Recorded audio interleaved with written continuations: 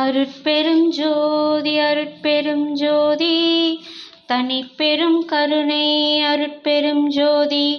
நேயர்கள் அனைவருக்கும் வணக்கம். இதுவரை நம்ம சேனலை சப்ஸ்கிரைப் பண்ணாதவங்க மறக்காமல் சப்ஸ்கிரைப் பண்ணுங்கள்.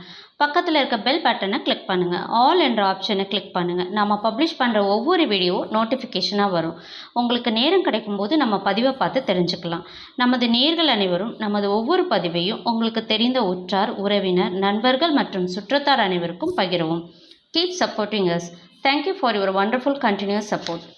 இன்றைக்கு நாம் பார்க்க போகும் பதிவு மார்கழி மாதத்தின் 10ஆம் நாளான இன்று ஆண்டாளின் திருப்பாவை பாசுரத்தின் 10ஆம் பாடலையும் அதன் விளக்கத்தையும் இனி நாம் காணலாம்.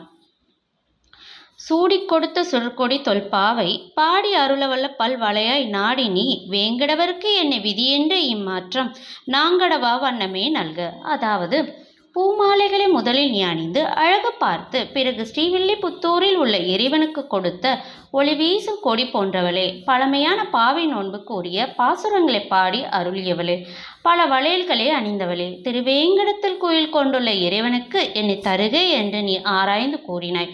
நீ கூறிய சொல்லை நாங்கள் மீறாது பாவை நோன்பு நோர்க்கு அருள் புரிவாயாக. ஆண்டாள் திருவடிகளே சரணம் என்று கூறி திருப்பாவை பாசுரத்தின் 10ஆம் பாடலை இனி நாம் காணலாம்.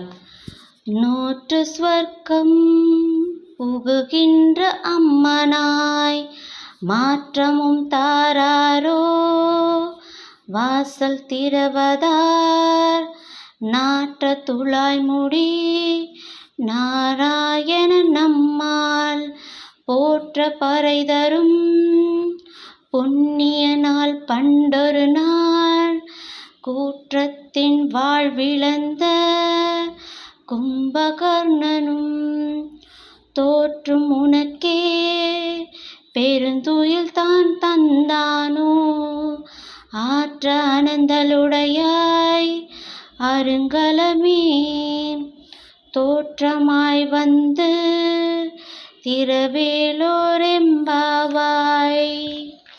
முற்பிறவியில் எம்பெருமான் நாராயணனை எண்ணி நோன்பிருந்தவன் பயனாக இப்போது சொர்க்கம் போல் சுகத்தை அனுபவிக்கின்ற பெண்ணே, உன் இல்லக்கதவை திறக்காவிட்டாலும் பரவாயில்லை, பேசவும் மாட்டாயோ? மனம் வீசும் துளசி மாலையை தனது தலையிலே சூடியுள்ள நாராயணனை நாம் போற்றி துதிப்பாடினால் அருள் செய்வதற்கு ஆயத்தமாக இருக்கிறான்.